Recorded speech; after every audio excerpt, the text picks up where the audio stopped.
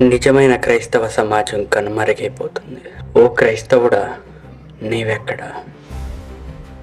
నీ సామర్థ్యం ఎక్కడికి పోయింది? నీ ఆలోచన పరిధి ఎక్కడికి దిగజారిపోయింది? చర్చిల ముందు రికార్డింగ్ డ్యాన్సులు పెట్టిస్తున్నావు. ఇది క్రైస్తవ్యమా? ఆమె ఎవరో పొట్టకూటి కోసం వచ్చింది. నీ బుద్ధి ఏమైంది? సమాజంలో ఎన్నో మార్పులు వస్తున్నాయి. దీన్ని కూడా ఒక మార్పే అనుకొని కొట్టిపారేయాలా? లేకుంటే దేవుని రాకడ త్వరలో ఉంది, దానికి సూచన అనుకోవాలా? ఏమంటారు? మీరే చెప్పండి. ఈ వీడియోలో క్రైస్తవుల్లో కొంతమంది చీడ పురుగుల గురించి మాట్లాడుకుందాం. ఎన్నో దుర్బోధలు, అద్భుతాలు, సాక్ష్యాల పేరుతో చాలామంది పాస్టర్లు దేవుని నామానికి అవమానాన్ని తీసుకొస్తున్నారు. అలాంటి ఈ రోజుల్లో స్వచ్ఛందంగా, అలాగే స్వచ్ఛంగా, నీతిగా సేవ చేసే నాయకులు కనుమరుగయ్యారు. చాలా తక్కువ, 100కో 1కోటికో ఒక్కరు కనపడుతున్నారు.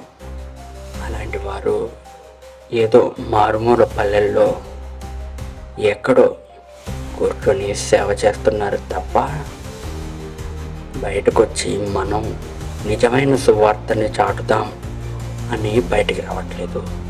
ఎందుకు? వాక్యం కనుమరుగైపోద్ది అన్న ప్రవచనం నెరవేరడానికేనా? అబద్ధ ప్రవక్తలు మీ చుట్టూ ఉంటారన్న ప్రవచనం నెరవేరడానికేనా? ఈ సంఘటనలన్నీ చూస్తుంటే నిజమేనేమో అనిపిస్తుంది. ఓ క్రైస్తవుడా, ఇప్పటికైనా మారు మనసు పొందు. ఈ పిచ్చి పిచ్చి వేషాలన్నీ పక్కన పెట్టి నిజమైన దేవుని రాజ్యాన్ని స్థాపించు. ఇతర మతాలు, ఇతర గ్రంథాలు నీకు నాకు ఇక నుంచి అనవసరం. ఎందుకంటే వారు వెతికేది, మనం వెతికేది ఒక్కడైన దేవుణ్ణి. ఆ ఒక్కడైన దేవుడు ఎవరో తెలుసుకుందాం. మనం ముందుకు సాగుతాం, దేవుని రాజ్యాన్ని కడతాం, నిర్మిద్దాం, అలాగే మన దేశాన్ని కట్టుకుందాం.